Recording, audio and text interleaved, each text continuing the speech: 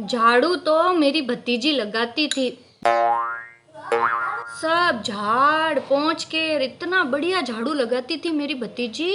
सारा बहुत अच्छा घर चमकता था। वो यहाँ थी तब तक घर बहुत अच्छा रहता था। उसके जानने के बाद से तो मैंने वैसी सफाई नहीं देखी घर के अंदर।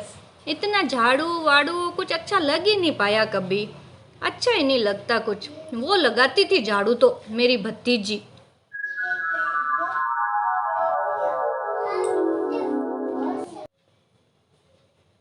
पड़ोस वाले शर्मा जी की बहू घर में बहुत सफाई रखती है।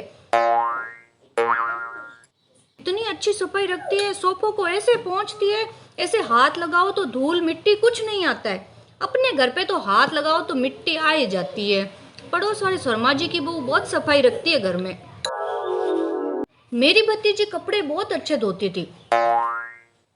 इतने सफाई से धोती थी, मशीन में धोने के बाद भी बाहर निकाल के ब्रश घिसती थी ऊपर वापस। कहती थी साफ नहीं हुए, पूरे साफ धोती थी। अब आजकल दूध कौन करती है इतना, कोई नहीं करती है, मशीन में ही पटक देती है बस। मेरी भतीजी करती थी। मेरे भतीजी के ससुराल वाले तो किस्मत वाले हैं, उनको ऐसी बहू मिली है। मेरी भतीजी की होड़ तो कोई कर ही नहीं सकता। घर में खड़ी होती थी कितनी सुंदर लगती थी। मेरी भतीजी तो मेरी भतीजी है। मेरे यहाँ रहती थी तब तक मेरे काम करती थी बहुत। अब ससुराल वालों के करती है भाई। मोतियों का दान किया है उसके ससुराल वालों ने। ऐसी बहू मिली है मेरी भतीजी जैसी। मेरी भतीजी तो मेरी भतीजी है। रसोई में कैसे साफ सफाई करनी है, कैसे खाना बनाना है। दुनिया में कितनी कितनी अच्छी अच्छी औरतें होती हैं। मेरी भतीजी जैसी इतनी साफ सफाई रखती है, इतनी सुंदर है, लंबी है, बहुत बढ़िया है। और एक शर्मा जी की बहू वाली, शर्मा जी की बहू बहुत बढ़िया, पूरे घर में क्या सफाई रखती है, क्या फन्ना फन काम करती है। मेरी भतीजी की तो कोई होड़ ही नहीं कर सकता। लोग पानी पीते हैं ना, वैसे काम पीती है मेरी भतीजी।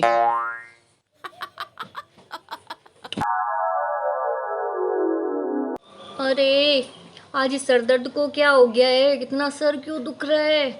बहू, ओ बहू, पता नहीं कहाँ मर गई है। इतनी आवाजें देती इसको सुनाई नहीं देता। बहू, क्या हुआ मम्मी जी? अरे कब से चिल्ला रही हूँ, सुनाई नहीं देता है क्या?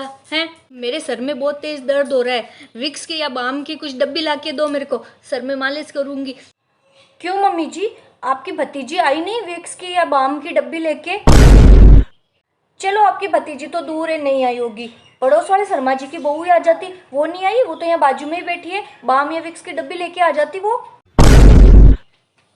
अच्छा छोड़िए इन सबको। दीदी को तो रतलाम से यहाँ पहुंच ही जाना चाहिए था। आखिर आपके सर में दर्द हो रहा है। फोन करूँ क्या आपकी भतीजी को, आके आपके सर में बाम विक्स की मालिश करके चली जाएगी। एक तो वैसे मेरे सर के अंदर दर्द है, ऊपर से अपने ये लेक्चर दे दे के और दर्द कर रही हो। विक्स की डब्बी मांगी थी और तुम मुझे लेक्चर दे रही हो। अरे मम्मी जी, उल्टे क्यों दौड़ रहे हो? जो बात समझाना चाह रही हूँ वो क्यों नहीं समझ रहे हो? ये तो एक छोटा सा सरदर्द ही है, चलो कोई बात नहीं। सोचो अभी कुछ बड़ा हो जाता तो कि आपकी भतीजी यहाँ पहुँचती आपके लिए, या फिर आपकी बेटी यहाँ पहुँचती, या वो पड़ोस वाले यहाँ पहुँचते। कौन करता आपके लिए? कौन आता सबसे पहले सोचिए। घर के लोग ही आएंगे ना मम्मी जी। तो मैं आपकी बहू हूँ मम्मी जी। मैं चाहे छोटी हूँ, चाहे बदसूरत हूँ, चाहे कैसी भी हूँ, चाहे काम आता है चाहे नहीं आता है, आपके काम मैं ही आऊंगी मम्मी जी। आपकी भतीजी आपके काम नहीं आएगी यहाँ। अगर आप ज़्यादा बीमार भी हो जाओगे ना तो आपकी भतीजी 2 दिन आपको पूछने के लिए आएगी। शर्मा जी की बहू भी 1 दिन 1 घंटे के लिए पूछने के लिए आएगी।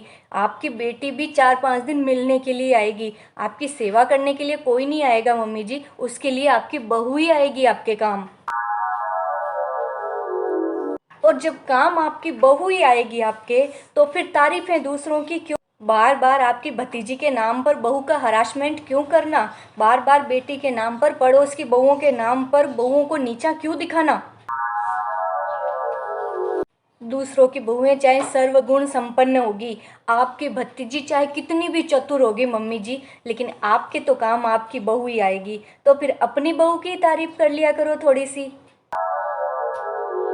लीजिए सर में विक्स लगा देती हूँ, क्योंकि आप चाहे कितनी देर दर्द में बैठी भी रहोगी ना, तो भी ये शर्मा जी की बहू या वो आपकी भतीजी नहीं आएगी आपके सर में बाम या विक्स लगाने। लो मैं लगा देती हूँ।